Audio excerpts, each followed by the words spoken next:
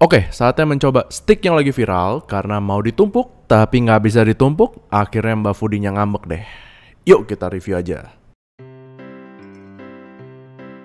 Sebelum gue mulai reviewnya, gue mau nekenin kalau review gue nantinya ini murni pada makanan dan rasa makanannya. Gue paham kalau misalnya mereka, tim manajemen, jadi parno sama food reviewer karena kejadian belakangan.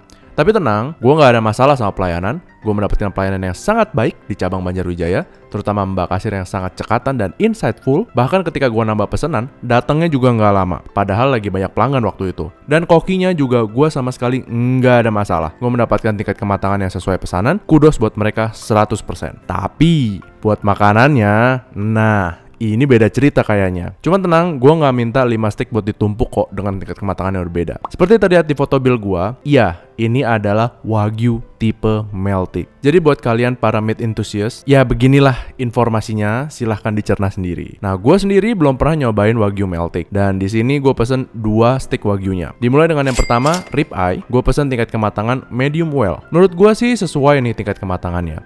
Mungkin bisa dianggap kematangan sedikit, cuman buat gue oke kok, pas. Dan ini di season dengan garam sama lada hitam aja harusnya. Jadi rasanya asin-asin juicy. Cuman jenis daging Meltik ini gimana ya? Kayak sorry to say, tapi rasanya kayak makan tetelan. Jadi serat dagingnya tuh hilang sama sekali. Nggak ada rasa chewy-nya. Iya sih, jadinya mudah banget dikunyah, terutama buat orang-orang yang udah tua. Tapi rasa makan daging sapinya jadi ikutan hilang. Plus, jadinya ketika dikunyah, kayak pecah-pecah gitu loh teksturnya. Mirip banget sama makan tetelan doang. Sama sekali tidak berasa kayak makan daging. Jadi gue kasih 6,5 dari 10. Terus ini gue juga pesen yang tenderloin. Tingkat kematangannya medium rare. Sesuai lah menurut gua. Ya oke kok, kelihatan kan. Cuman karena tenderloin ini lebih tebal, rasa tetelannya lebih berasa dibandingin sama yang rib eye. Jadi menurut gua nih lebih nggak enak.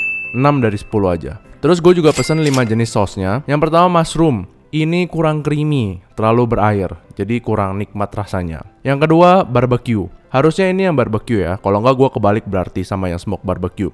Tapi yang versi warnanya cerah oranye gini, nggak enak, rasanya aneh. Ketiga, smoke barbecue.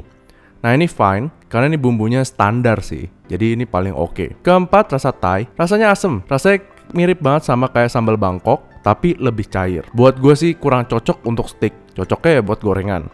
Kelima, saus black pepper. Fine buat gue, karena ini bumbu yang standar kan. Nah terus ini kalau kita pesen steaknya atau chicken steaknya, ya ini kita dapetin buncis sama juga kentang goreng. Nah buncisnya ini kalau misalnya gue ngintip di meja-meja sebelah ya, banyak banget yang nggak dihabisin. Bahkan nggak dimakan sama sekali. Entah apakah karena mereka full carnivore ya, atau memang nggak suka sayur, atau memang ada something wrong dengan sayurnya. Nah ini pas gue makan, ya emang kurang matang sedikit. Sebenarnya sedikit aja sih. Jadi masih ada rasa mentahnya sedikit. Mungkin karena ketika dimasak, ditumis di wajannya itu nggak ditutup wajannya. Jadi tidak terkukus ya rasanya. Karena kalau misalnya itu kan biasa dikasih air sedikit, terus jadi rasanya kekukus dan matangnya jadinya kurang sempurna. Cuman buat gue nggak masalah lah, masih bisa gue makan ini. Nggak sampai mentah banget kok. Nah kalau kentang gorengnya ini pakai crinkle cut ya standar. Ya enak kalau misalnya pas habis matang disajiin. Ya iyalah, nggak usah ngomong lagi lah. Nah, karena gue masih penasaran, yaudah gue pesan lagi deh yang chicken steak. Pas dateng, oke kok, matang sempurna buat gue. Nah, bumbunya ini pakai garam sama black pepper kasar aja. Karena bagian yang dikasih adalah dada, ya beginilah rasanya. Rasanya kayak makanan bodybuilding. Nah, kalau gue sih suka. Karena kebetulan gue juga lumayan sering diet dan ya udah makanannya begini juga. Bahkan gue pernah makan di warung steak lain yang ayamnya pas dateng itu kagak mateng, masih mentah. Terus masih ditanya lagi sama waiternya, apakah mau dipanggang lagi? Kayak ya udahlah. Nah ini gue kasih 8 dari 10, decent buat gue. Jadi kesimpulan gue setelah nyobain steaknya mas adalah please jangan pakai Wagyu Meltik deh. Pakai daging sapi biasa aja. Boleh lokal, boleh impor Aussie. Dan no, gue gak bandingin sama resto steak yang mahal-mahal ya. Gue juga gak pernah kali makan steak yang mahal-mahal. Gue compare aja sama Johnny Steak dengan price range yang menurut gue mirip-mirip ya. Dan at least di Johnny Steak dengan daging yang biasa, daging sapi yang biasa, tidak pakai wagyu atau meltik-meltikan, gue masih berasa makan daging sapi yang nikmat. Meski terkadang memang agak alot ya, cuman gue lebih bisa mendapatkan aftertaste makan daging sapi yang lebih enak. So that's it. Kalian sendiri udah ada yang coba steak tumpuk-tumpuk ini? Jangan lupa like, subscribe, dan komen. Dan ciao!